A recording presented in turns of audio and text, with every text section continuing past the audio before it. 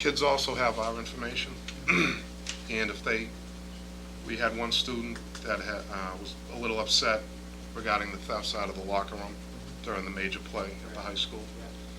She called me and gave me some information. We try to work with it. And I think the kids are getting more involved. If they know there's someone there that's going to listen to them, they're going to take a step forward and try to do something about it. I think the key is the trust. I think the school department developed a trust in the police department a long time ago, thanks to Dr. Troughton and Chief Purnell at the time. And even though there wasn't necessarily an officer assigned, I know that we shared a lot of information. I know some school departments are not willing to do that. They want to keep everything in-house, but there was a trust between the school administration and the police department. Now I think there's a trust with some of the parents in the police department, and now you're saying even the kids are starting to trust the police department. Yes. And again, it's good to see that we have that kind of relationship, because I don't think there's any secrets. If something goes down, I know that Dr. Troughton's going to share it with the police officers that are involved in this too. And I think it's a tribute to Chief Purnell and now Chief Nolan that they're willing to work like that. I know in the past I've actually referred some parents directly to Detective Romeo or some of the other police officers when they've had issues with their kids. And I found that the police aren't looking to go out and grab somebody and make an arrest. They're trying to work with the parent and with the kid to try to rectify the problem. So I think it's appreciated by everybody in the community. Any other questions or comments? Great, thanks for coming by. Thank you. Thank you. Hopefully we won't hear too much from you. I hope not. But it is good to have this partnership with the police department. We appreciate it. Thanks a lot. Okay, next we have, this is kind of a special guest tonight because we usually don't approve a school improvement plan during the school year, but Mr. Poche was just coming on board in July when we normally approve school improvement plans. So we want to get a little chance to get his feet wet, school council a little bit, and now it's your night to present an overview of his plan. Excellent, thank you. Yeah, I kind of look at it as maybe a little state of the union, state of affairs in the middle school. So it gives us a chance early on in this school year to revisit some things that had gone on in the past and perhaps take a look at what we're going to go in the future. And I'm very pleased that Mrs. Robinson is here with me tonight, Mr. Yule, who were both members of the school council last year, along with Mrs. Wall, who's one of our sixth grade teachers, and Mrs. Condon, another sixth grade teacher. With that in mind, I would like you to know that the membership of the school council is going to expand a little bit. We've added a new member this year, Julianne Bailey, new teacher, has joined the council, and we're going to have a PA election to bring on a new parent. So the council pretty much is intact from last year, adding 2 new members, so going forward. Certainly in my transition from July to this point, I've had many opportunities to review the school improvement plan over the last few years. Certainly the first 2 meetings that we had this year with the council, we reviewed the plan again. And last spring, for whatever reason, the plan, as you already pointed out, didn't come forward to the committee as it normally would for approval. So again, we're kind of looking at the goals that happened during the 07-08 school year, and then obviously looking forward to this year. Again, on the front cover page, for the audience that doesn't have it with them, certainly there was a long list of topics that normally councils talk about, anything from the MCAS test to types of scheduling in the budget process. And certainly last year was a tough year for the school district, and particularly the middle school. So a lot of conversation on the unfortunate budget cuts and the staffing shortfalls and things that really became problems last year. But the good news is that even in the light of what I would have to say was a pretty difficult year for all, the school, the council did put a positive foot forward, and they accomplished quite a few things. Certainly going into the goal list of the 07-08, the project adventure, the 6th grade outdoor experience went forward. They were able to purchase some great new materials for the English language arts, texts and textbooks for grade 6 and grade 7. The grade 8 materials are expected to arrive this spring. Again, they put together a great summer math packages for all the grades in the middle school. They expanded math instruction in grade 8, particularly algebra, to all grade 8 students. And moving on to the climate and safety portion of the, again, that positive relationship with the police and fire department, and working as we just talked about with Officer Hatch and the DARE program, great things were really accomplished last year. The school district added 6 modular classrooms to the building, which helped with classroom space. And there was quite a few purchases of technology, some smart boards. We purchased 36 new computers, computer tables. So again, last year we could talk and lament a little bit about the half-day and some staffing cuts. And yeah, you're right, there was no band, there was no chorus. Certainly things that I'm sure the committee is well aware of, and certainly the community as well. But I think that in retrospect, all things considered, you know, they did an awful lot of good things last year, and I'm really pleased to commend Mr. Hodges and the council and the school itself for putting its best foot forward in light of all those budget cuts. So, as far as the 07-08, again, it's pretty self-explanatory. I don't know if the committee had any particular questions about any of the goals that were set forth. That, you know, the results are pretty self-explanatory. Looking forward to this year, the 08-09 school year, again, you know, all things considered, coming off last year, it would be very natural for any school council to talk about all the things they need to put back into the school. So they started talking about certainly expanding foreign language, expanding the health program, adding core teachers to the academic programs in which to help the scheduling, reduce class time, and to, in general, you know, fill out the schedule. Many of those things, as you know, we have already put into place and started, and we've added over the course of this summer. The goals, instead of sitting here and saying, well, we've already reached this goal, reached that goal, or reached this goal, what the council's planning on doing this year is actually looking at those improvements and actually collecting data as we go forward, looking at this year's budget process, to make sure that we can have data that supports, as we met those goals, that in fact those goals were met in the appropriate fashion. And the additional staffing that we've added is in the right spot. So for example, this year we added 2 reading teachers in grade 6, we've added 2 ELA teachers in grade 7.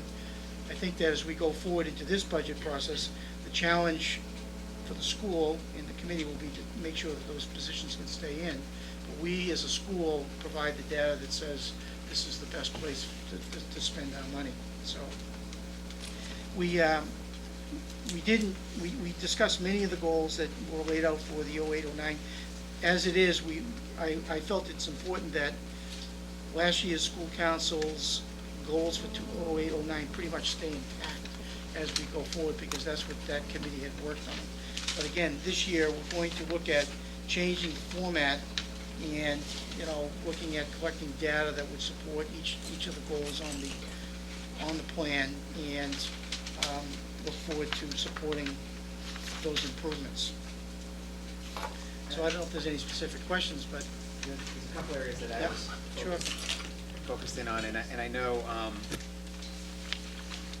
you know, depending on budget, these could be difficult, but I like the, I can't find it now, the technology in terms of differentiating the curriculum for the 8th grade, and maybe bringing in some robotics things and introducing them to PDAs and things like that. I think if we could do that, even if we can't, you know, put a new curriculum in place, if we maybe could differentiate with the same amount of dollars, and maybe we can get some donations from local businesses in terms of the technology we need, or, you know, local residents. I think that's something that would really be helpful, especially the robotics area. That's such a rapidly growing area.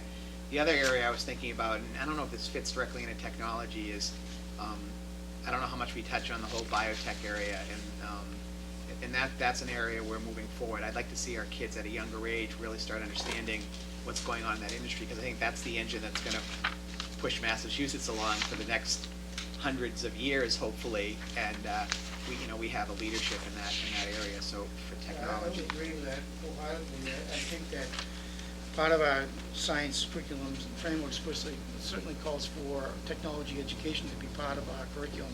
And I know that the science department does try to incorporate that technological problem solving. Is what you're really referring to. Certainly, you know, general arts area, there's a lot of room in our schedule already that we could add potentially tech ed programs that could be scheduled for middle school students. We could add, certainly family consumer science, we could add other things into the schedule matrix is pretty much set up to accept new ideas like that, how it would fit, who could be scheduled for it, could be very quickly answered.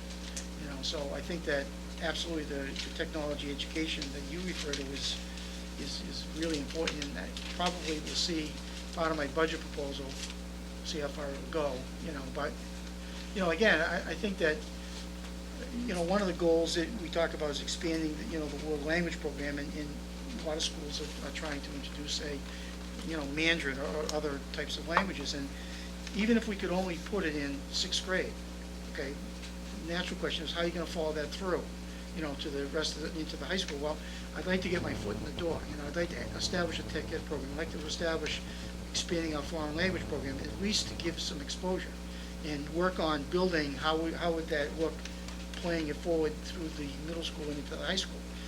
But sometimes we stop short and say, well, since we can't expand it all the way across, we don't even give the introduction. So I think that there's a lot of good ideas, and we'll try to build on the schedule that we've already set forth this year to incorporate a lot of those ideas. I do think having that general arts block and being able to be a little flexible, but obviously you need to have people who can, teach certain subjects. I thought Jonathan, our student rep, was interesting tonight in talking about investing in the stock market and introducing those kind of concepts to kids, financial management at a younger age, especially in the kind of time we live in today. And I know a lot of the history and social studies classes are talking about that. They talk current events. My son's an 8th grader here, and I know he's full of that stuff every day, and they talk about it in the classroom. So I know that that's covered, but I think having that general arts block being flexible is great. The other comment I had, and you probably can't answer this question, and this is probably more for Carl, but and I wish Wayne was still here, but I noticed under facilities we mentioned the antiquated septic system and the chronic odors, and I have to agree with you. I think in the winter they're better, but it seems to me, and maybe it's just I'm around the school more, but it seems to me that it's occurring more often, and I just wonder if that's the case, and there's really nothing we can do about it, correct? Well, I think that's an observation we've all made, more we're outside. Right. I think the fairest way to describe the situation is to say that we know that the septic system is original to the construction of the building. We know that it is failing, and what we do to mitigate that is to pump it far more frequently than you would normally pump, because the leaching system isn't working. That's really what we're having. So you're literally just pumping it because it's not dispersing. We've been crossing our fingers, hoping that a school building project would be our ultimate solution to that. I'm not sure we're prepared to recommend a capital project at this stage. So what we're trying to do is just handle as best we can through frequent depletion of the contents. We have had it inspected once this year, special request to have it come and re-inspected. We had some sealing done around, with some manhole covers right out by the science wing, is I think what you're referring to there. And those were sealed, and we had those rechecked again this year.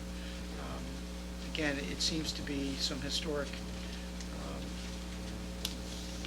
history to this, some history to it where, certainly when the septic system is under a lot of stress, sometimes the odor does come in through the science wings, but we're very well aware of it. And in fact, I made it pretty clear to the science teachers that, in fact, if there's any odors coming to those rooms, we would move the rooms, move the kids, absolutely.